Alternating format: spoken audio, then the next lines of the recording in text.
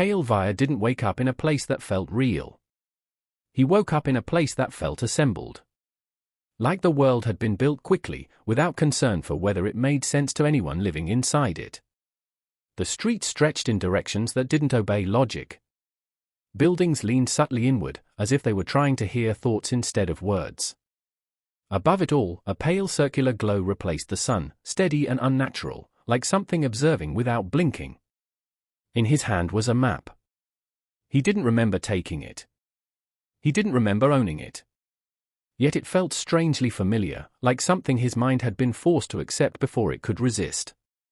The paper wasn't still. It shifted constantly, redrawing lines whenever he focused too long on one point. Paths appeared, disappeared, reconnected elsewhere, as if the map wasn't showing the city, it was deciding it. That's when he saw her. Sirius Vale stood a few steps away, completely still, as though movement itself required permission in this place. Her ash-white hair fell perfectly straight to her shoulders, unmoving even when the air around her subtly shifted. Her pale grey eyes didn't look confused like his. They looked aware.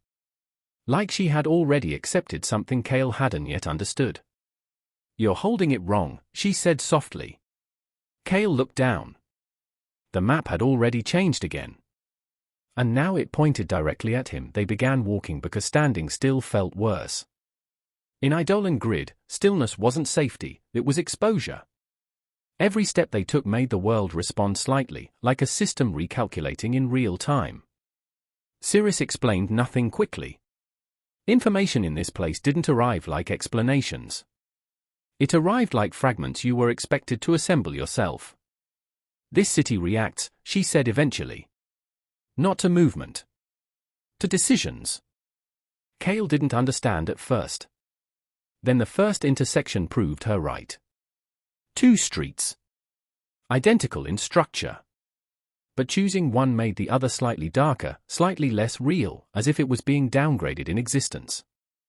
And then they noticed him. Nerix Omen didn't approach like a normal person.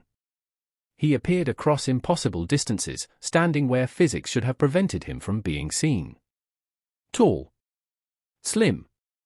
Dark coat hanging too still, as if gravity had forgotten how to fully commit to him. His face looked almost correct, almost human, but not fully synchronized, like reality was rendering him in incomplete passes. Sirius stopped walking. Kale felt it before she said it. "He's not part of the current version." Nerix tilted his head slightly. "I am," he said calmly. "Just not yours." The map changed again without warning. This time, Kale didn't just see directions. He saw contradiction. Two paths split cleanly, familiar in their structure. But between them, something impossible formed, a third route that didn't belong to the geometry of the city. It wasn't drawn like the others. It was written, as if the map itself hesitated before revealing it. Sirius froze the moment she saw it. "That's not allowed," she said quietly. Kale felt it too. Not fear yet. Something deeper than fear. The sense that a rule had been broken somewhere beyond his understanding, and he was now standing in the consequence of it. Nerix appeared closer now, no longer distant. The space between them no longer behaved correctly. Distance wasn't fixed anymore, it was negotiable. "You're being observed," Nerix said. "Not judged. Recorded." Kale looked at the third path again. It looked back. And for the first time, the map didn't feel like an object. It felt like an invitation. They entered a district where reality didn't stay consistent long enough to be trusted. People walked through streets, but their identities didn't stabilize. Faces shifted mid-expression. Names seemed to slip out of memory the moment they were formed. Sirius became quieter here. "This is where errors settle," she said. "When the grid can't decide what something should be, it lets it exist temporarily." Kale watched a man pass by them, pause, and forget how to stand. He simply stopped existing in purpose, still physically present but mentally absent, like a file that had lost its label. Then Sirius said something that changed the weight of everything. "I wasn't born here." Kale looked at her. "I was inserted." The map in Kale's hand reacted immediately.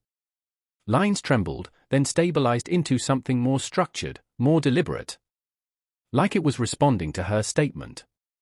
Nerix watched all of it with unsettling calm. "You're all still assuming the grid is broken," he said. "It isn't. It's working exactly as designed."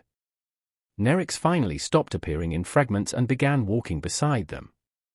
His presence changed the atmosphere immediately. Not through threat, but through certainty.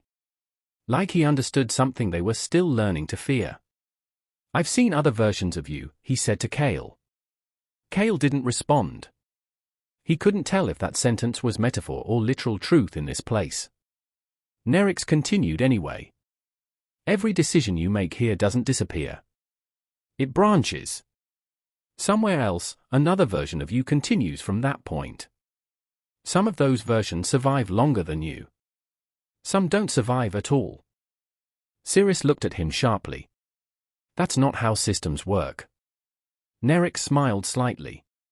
"This one isn't a system," he said. "It's a selection process." The map in Kale's hand pulsed again. For the first time, he understood something terrifyingly simple. He was not traveling through the city. The city was traveling through him. At the center of Eidolon Grid stood something that could not be properly described as a structure. It was a convergence of coordinates, folding endlessly into itself, refusing stable form. Every angle suggested a different reality trying to exist at the same time. The map stopped changing. That was worse than movement.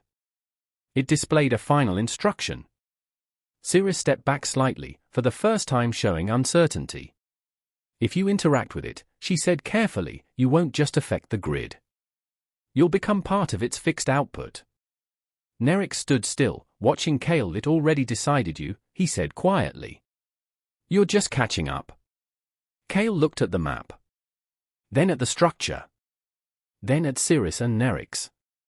And he realized the truth neither of them had said directly. Every path so far had been preparation. Every choice had been training. This was not the end of the map.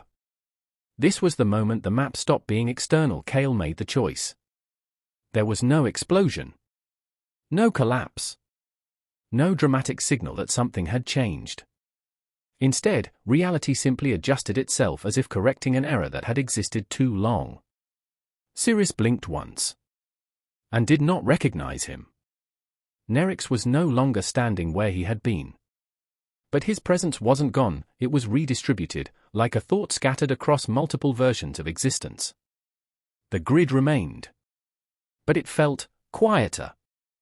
Not empty. Finished. And somewhere beyond it, another map unfolded itself without being touched. Waiting. Because Eidolon Grid was never built to end. It was built to continue learning from whoever believed they were the one making the decision.